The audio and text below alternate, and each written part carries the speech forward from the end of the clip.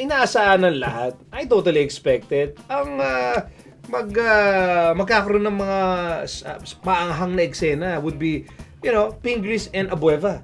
Paano naging James Yap and Abueva? Ngayon sila na yung nagkakainitan. And I think it's going to, pagtaka nga eh. Ganun, di ba dapat love team yan? Bakit? Beauty and the Beast. Uy. Bakit the Beast naman pala? The Beast naman talaga yun. Pero, okay.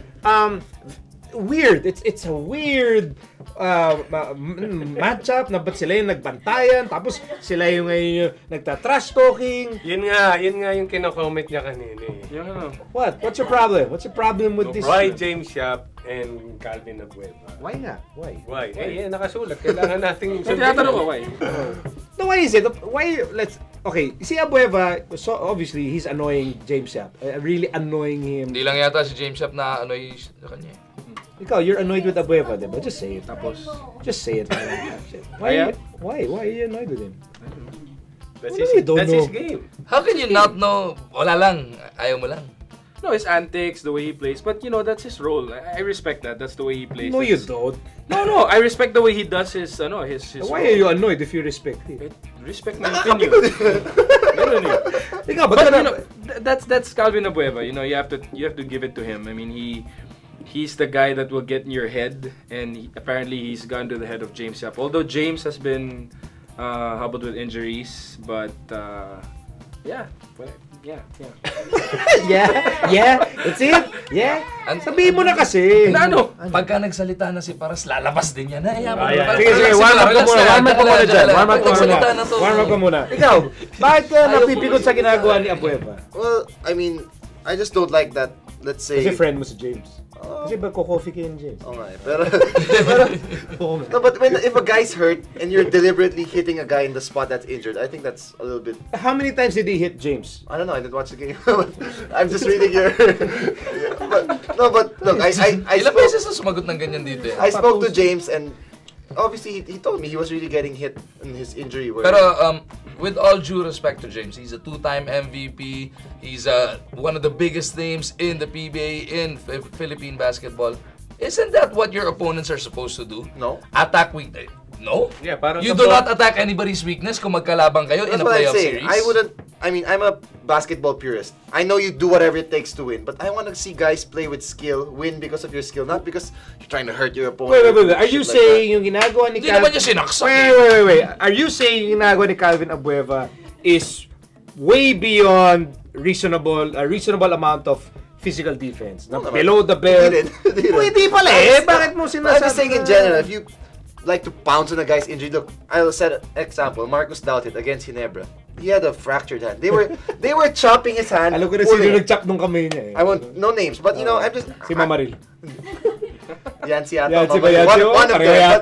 I just like to see guys play basketball. And obviously, Abueva's gotten into the head of James. And it's working, so I don't think it should stop. Obviously, James has to do a better job of not letting it affect his game. Kasi napipikon, siya yung talo, nasisira laro niya. Si Abueva, hindi napipikon yun eh. Kung bigyan mo yun, lalo siyang matutuwa. But that's his advantage. Exactly. Hindi siya napipikon. That's his job. Counter-argument, go.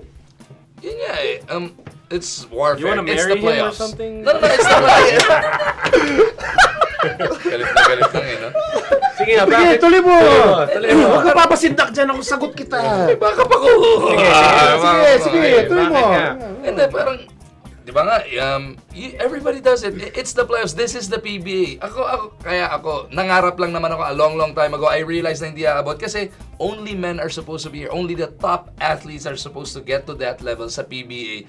And I appreciate that na yung lahat gagawin mo, you really study everything, you try and research para makuha mo yung advantage sa mga kalaban. In other words, research where to hit.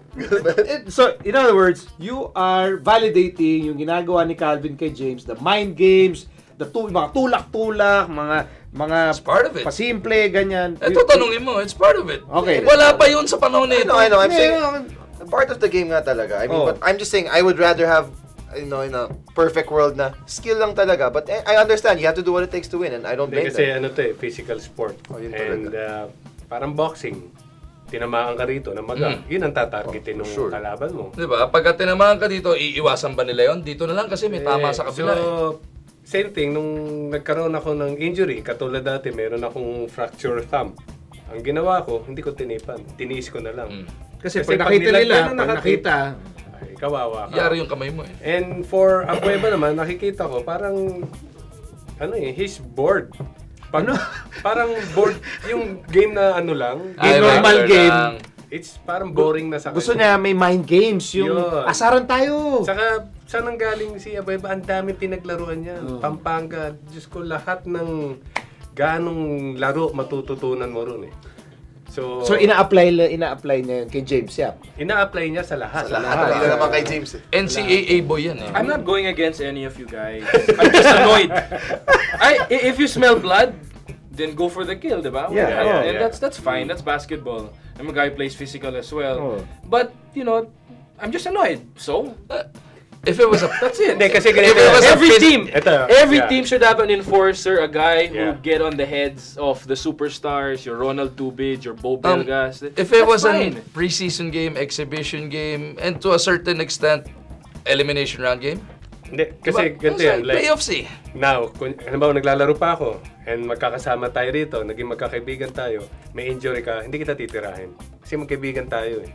Pero Abueva and James Yap, hindi naman sila magkatropa. Hindi naman niya magkaibigan na. Subukan mong maghiwalay Abueva tapos napunta sa kabila, magkalaban sila ni Espinas. May konting respeto yun. Tigo wala rin. Si Nahorda tsaka si Abueva.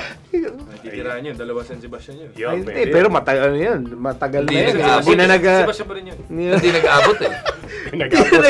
Hindi na nag-abot yun eh. Kayo ba, yung mga nakakakampi mo dati, nagtitirahan kayo ngayon, may kilala ako eh. Si Bo. Nagtitirahan kayo sa court, di ba? Yeah, but he's not annoyed with Bo the way he's annoyed with Cal. Okay lang naman kasi magtirahan. My only point is, if you have an injured whatever fracture, tas titirahan, I think that's a little bit over. I don't mind if you elbow the guy, whatever, but I'm just for me, I won't, hindi ko sasadyain tamaan yan, pero kapag matamaan ko yan in the process of playing physical, sorry na lang. So that's where you draw the line. Yeah. That's what I'm saying. Hindi mo If there's an injury, if you have an injury in your rib, I won't try and hit it there, but if in the process of trying to box you out or whatever, I hit you there, then I don't care. Sige nga, I will try and put a framework here. Is it an issue of respect? Calvin, bago sa PBA. James, matagal na sa PBA. Meron bang angulo dito? Angulo ba? Angle dito. Mag-set ka ng example. Yung ang feeling ng grabe naman ito sa Abueva. Hindi nire-respeto. Akong sasagot yan. Sagutin mo. Kaya walang respeto dahil si Abueva matanda na nang pumasok sa PBA. Ilan taon na? What's his age? Yung real age? We don't know his real age. Alam niya. Pumunta ng NSO si Miyaka. No, honestly, yun na sila sabi ko. What's his real age? Right now, it's 26.